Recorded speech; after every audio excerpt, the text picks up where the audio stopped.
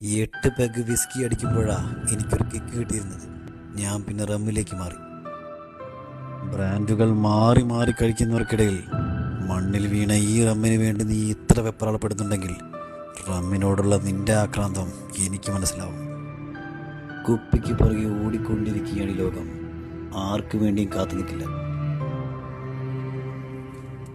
മറ്റു ബ്രാൻഡുകൾ കഴിക്കുന്നവരെ കുറിച്ച് ആലോചിച്ച് തലമുണ്ടാക്കണ്ട. അവരാരും നിന്റെ അത്ര മാട്ടക്കുടിയനല്ല.